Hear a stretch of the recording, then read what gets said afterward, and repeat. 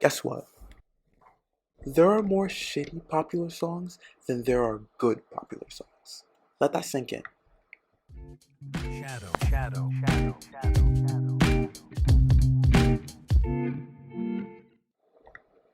Today, I want to get into something that honestly, I think a lot of people don't actually realize about music and the music industry.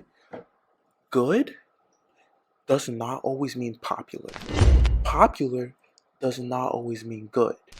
And I know it sounds obvious when you hear it, yet a bold statement like, there are over there are more shitty songs with over 300,000 streams on Spotify than there are good top quality songs that have hit that mark. A statement like that blows some of y'all's minds, or at least it grabs your attention. When I say there are more average, basic, boring songs in the Billions Club than truly genre bending classics or hits, it prompts a reaction. A deserved reaction, because what I'm saying is outlandish, but it's still a reaction. For those who don't know, the Billions Club is a collection of songs that have hit the mark of 1 billion streams on Spotify. A billion. That's not just big, it's a rare, incredible milestone. It's a prestigious group. It doesn't have like a club name for nothing. But when you look at the way people talk about music and they talk about awards, charts, trends, you would think popularity is everything, but it's not. So let's really break it down, you know? Let's talk about it. The charts, Billboard, Hot 100, they're a measure of impact, of virality, of reach, but they are absolutely not a measure of musical excellence. The Billboard Hot 100 is not saying these are the best curated, crafted songs this week, put out this week. No, they're saying this song was played 900 times before you even knew the words, playing it again and again on the radio before you even knew what the words were. And TikTok culture, that throws a whole nother layer, a whole new wrench into this because it's a whole new layer of complication. TikTok culture is basically the influence of the social media platform TikTok on music trends. So think about this. Songs that go viral on TikTok often experience significant boosts in streams and chart positions. Keyword chart positions. Sometimes regardless of their overall musical quality. Most times regardless of their overall musical quality. Songs that are associated with specific TikTok trends aren't associated with those trends because they're the best songs. Yet that play, those plays, that reach, that influence, it actually matters. Not only that, aside from these general boosts in popularity, did you know that TikTok actually tracks those stats? And they actually have a direct impact on the Billboard Hot 100. Not just the indirect popularity building, they actually directly reflect on the Billboard Hot 100 through TikTok music. That just goes to show the Billboard charts are a popularity contest, not a measure of quality. The thing is, the Hot 100 never claimed to be a measure of quality. It's a fact-based, standardized ranking that attempts to remove judgment and opinion completely. In case anyone doesn't know, the Grammys.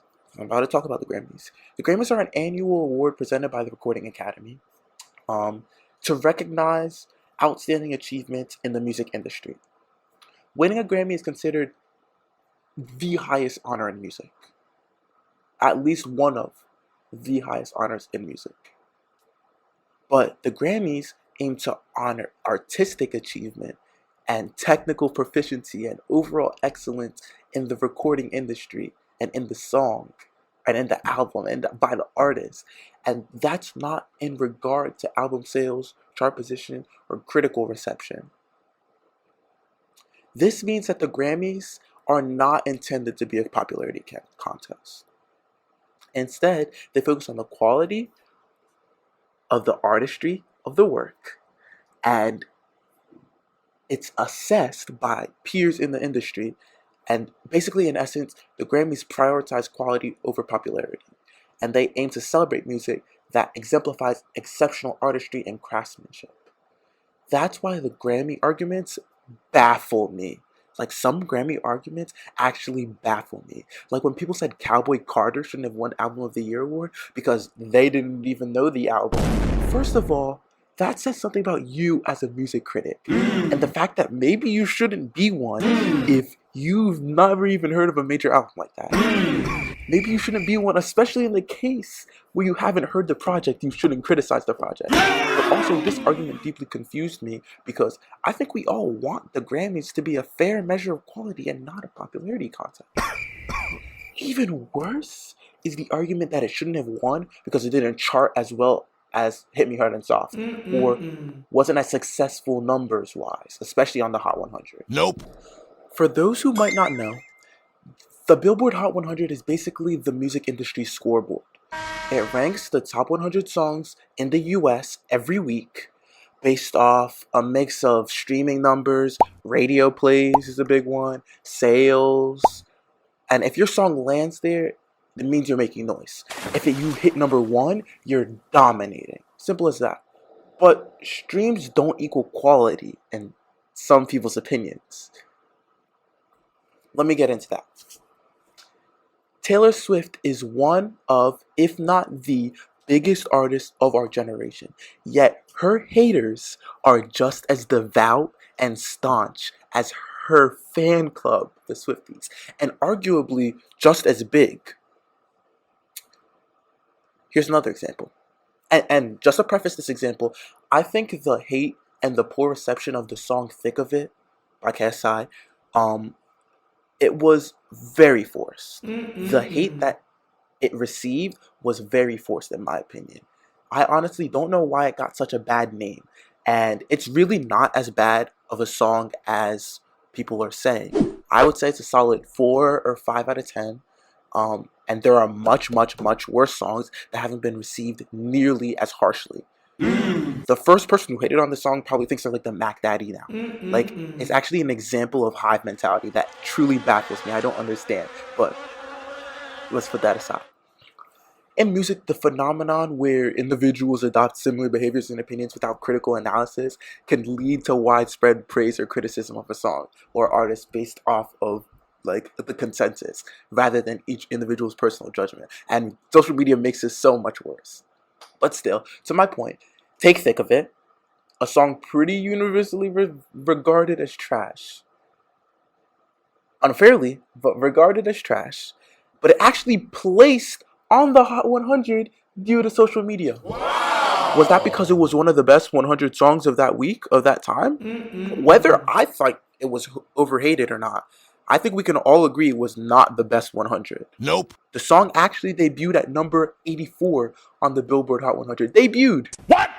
That was the week of October 14th, 2024. And then it climbed to 64 the following week, which was where it peaked. At hours after being released October 3rd. So 2 weeks, only 2 weeks of traction. And it placed in the Billboard Hot 100. You guys hated it into the Billboard Hot 100. Doesn't that go to show you that it's not about how good the song is? Think about it. Just 100 songs out of millions, literally millions of songs dropping every year. And only 100 get to sit at that table at any given time. To help y'all contextualize, think trying to get into an exclusive VIP party and the line is wrapped along the entire planet. Being on that list means you didn't just make a song, you made a moment. And Thick of It was on the list. 100 people, they can fit in my backyard. I think the number is way smaller in context than people realize. Like, some of y'all are on team 100 men can beat a gorilla. Clearly don't understand how small 100 really is. So, how did that song end up on the list? How do songs in general end up on a list in the first place? Simple. Numbers, streams, sales, radio spins, Shazam searches, social media buzz. It all adds up. You catch enough ears, you climb. Enough plays, you chart. Enough hype, you make the list. And It's not about quality. It's not always about quality. It's about momentum, not quality. I'll give you an example. And prefacing this one once again with another disclaimer. Don't get me wrong, I'm a super Sabrina fan. Emails I Can't Send is one of my favorite albums ever. And I've been following her since her Disney era. And when I say that, you guys think I mean Girl Meets World. I mean Sophia the First. That's how much of a Sabrina fan I am. But when Please Please Please was blowing up, for me, it was just like, this song is not that good. And it's, I think it was overhyped. I still think it was overhyped. Great song, but now it's in the Billions Club. Now it was everywhere. TikTok got it. Radio got it. Your cousins who don't even know music, they knew that song. And now it has over 1 billion streams on Spotify. But its move was it was riding off of the success of Espresso. It was well placed, well timed. It had the right energy. It leaned into a persona that Sabrina was trying to build. It was a smart song. It was smart. Keyword. I didn't say it was top quality. Sabrina's been in the limelight her entire life. She's a publicity expert. Of course she knew what she was doing and it paid off. That's what I'm talking about. Catchiness, marketing, accessibility. That's what made that song hot. Not necessarily the layers of writing, top quality production, incredible arrangement, or risk taking. So, on the flip side, one of the best projects of the last 5-10 years. Some of the best projects of the last 5-10 years, let's say the last 5-10 years, they didn't chart like that. Give me Brent's Fuck the World, for example. That shit was an EP that shaped the modern R&B landscape. People still draw from it and him, his style, today. Granted, he's relatively newer. He's not like a real oldies. But people draw from him. A new artist drawing from a new artist. Think about that. That's how impactful it was. For those of you who don't know, an EP, which is short for extended play, it's a musical recording that contains more than one track, or more tracks than a single, because singles can be like 3 tracks sometimes. But it's too short to qualify as a full-length album. Typically, they're like 3 to 5 songs long. But they can be more. It's really up to the artist's interpretation of what they consider an EP. So some artists have longer EPs, some artists have shorter EPs. But this EP, it didn't touch the Hot 100 like that. No chart takeover, no #1 debut, none of that. Just vibes and impact. Resonance. Or another example, some of those top projects didn't win a Grammy, like Good Kid Mad City, how in 2014 it was snubbed for Rap Album of the Year, and the award was given to Macklemore's The Heist, an album that while it shone and glittered at the time, it didn't stand the test of time. Who talks about that album now? It's an album people don't know that much anymore. Meanwhile, Good Kid Mad City is the standard of rap. It's what other rappers look up to, draw from, are inspired by. Or finally, some of those top projects that didn't even get a fraction of the streams, like this year's rap album of the year. The rap album of the year is a Grammy category that honors the best rap album released in a given year. And this year, that was Alligator Bites Never Heal, a Grammy winner that marked like a real shift in the quality recognition that the Grammy Awards represent. Because before, I think the Grammys were a little iffy on the quality versus streaming thing. But now, I think they've marked a real change, especially with this winner. This project didn't get the streaming numbers of the other albums in the category. It's not by as popular an artist as the other albums in that category. Like Eminem, Future, and Metro. You're telling me Doechii won? What? But it marked a win for the future of rap. It marked a win not just for her and for her fans, but for rap fans in general, whether they like it or not, whether they're open-minded enough to realize that, because it means the best album, the most deserved album, can win the award, underdog or not, less popular or not. I mean, my reaction to her winning says it all. I know she's not gonna win, but like, how? Oh my god, I'd be so happy if she does. It's gonna be real, trust me. But like, oh, imagine the scenes. Imagine the scenes.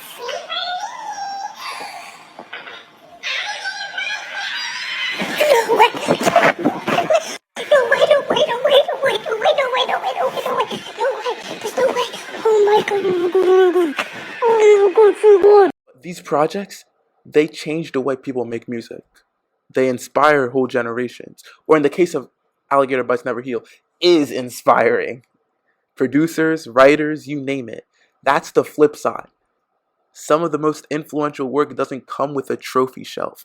It echoes, it evolves the sound, it shifts culture. No confetti, no celebration, just legacy. Because artistry and algorithm are two different games. We're going to take a quick break. I'm going to break down a couple examples. And these are going to be from a few different genres. And we'll take a moment to show you exactly how this plays out. But y'all know what it is. Before we get into that, we have Shadow Shout Out time.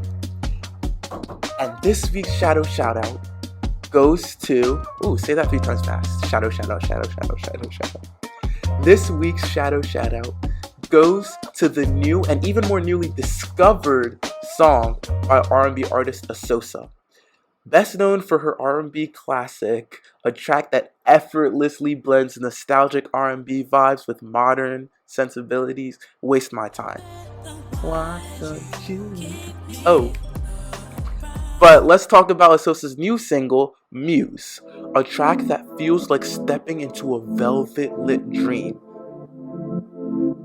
Think about that. From the moment it begins, you're enveloped in a smooth R&B landscape. This song caught me immediately. It has unmatched vibes. The production is smooth, has a rhythm that invites you to sway along. Asosa's vocal delivery is captivating, conveying emotion without overstatement. The lyrics touch on themes of inspiration and emotional connection, resonating with anyone who's ever felt the spark of a new muse.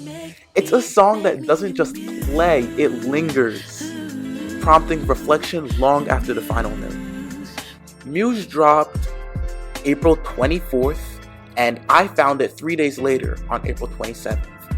As of now, it's sitting, as of when this was recorded, it's sitting at just under 50k streams. And honestly, that says more about virality than quality. It's a perfect example of how quality doesn't translate into virality, because this song is insane. It's already in my favorites right now playlist. I'm obsessed. It's R&B at its finest. Smooth, infectious, effortlessly timeless. The flow, impeccable. The vibe, classic. It just goes to show that not everything that deserves a billion streams gets it. Sometimes the best stuff is still flying under the radar. I'm absolutely obsessed with this rhythm and blues masterpiece. It has the quality to be a classic. It has the quality and timelessness to be a classic. That's the only way I can describe it. Go stream Muse by Asosa right now. Okay, let's get back into it. Let's look at some genre examples real quick. And I'm talking about clear-cut cases where popularity didn't match quality or vice versa. First up, rap. To Pimp a Butterfly by Kendrick Lamar. Arguably one of the most important albums in hip-hop history. You know what it didn't do? It didn't smash the Billboard charts like some throwaway club bangers. It wasn't a party soundtrack. It was layered, political, heavy. It didn't have the kind of commercial explosion that Trap Queen by Fetty Wap had at that time. Let's talk about a different genre, pop. And when I say pop, I mean pop in every sense of the word, because this song exploded. Dance Monkey by Tones and I. The song didn't just chart, it dominated. Remember what I said about domination? This song topped the official singles charts in 38 countries. It had an 11-week run at number 1 in UK. And that's a record. for the longest reign by a female artist. In US, it peaked at number 4 on the Hot 100, making Tones and I the first woman in over 8 years to write a top 5 hit by herself, entirely solo. But here's the twist. Despite its massive success, Dance Monkey has faced a lot of criticism. I hate that song.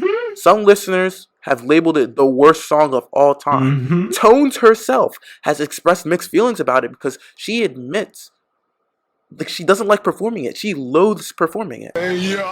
Imagine hating your own song, a top 4 hit on Billboard. Y'all think quality relates to quantity? I'm telling you it doesn't. Guess what? To Pimp a Butterfly is the album everyone studies now. It's the blueprint. It's the conversation of best hip-hop album of all time. But back then, its singles didn't even break the top 10. What? And Dance Monkey hit number 4.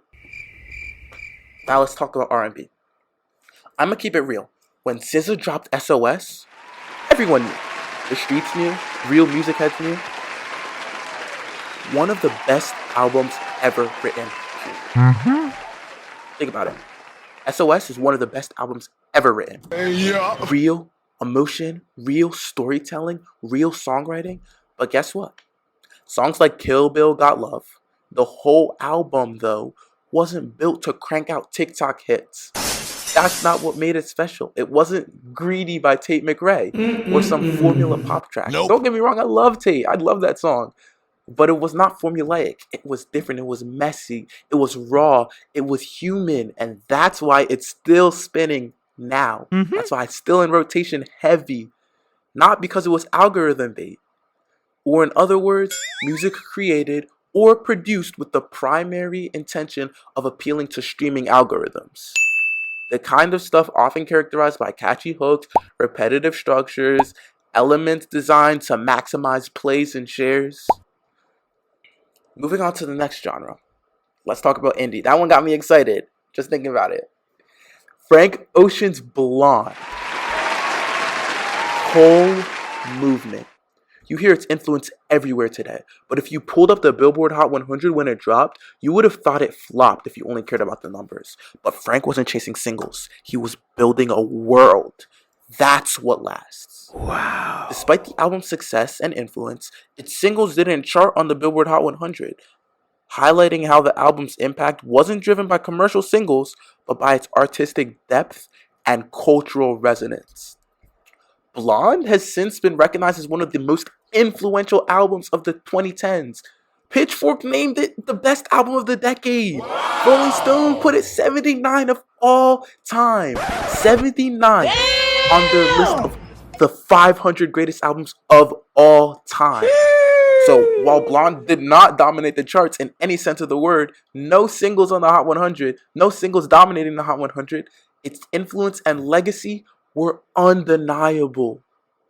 It proves that true artistry doesn't always follow the mainstream path. It often paves its own. So what's the point of all this? My summary? Don't confuse impact with influence. Don't confuse loud with lasting. Loud, lasting. Okay. What songs do you listen to now? Listen to loud songs from now and lasting songs from then. Loud songs from then you don't listen to now. Don't confuse loud with lasting. Don't confuse popular with powerful. The real ones know. The real ones feel it, even if it never touches the Hot 100. Not even once. That's all for today's episode. Finally! If you like this convo, like and follow. Send it to your friend who uses Billboard stats as an argument that Drake is better than Kendrick in the beef.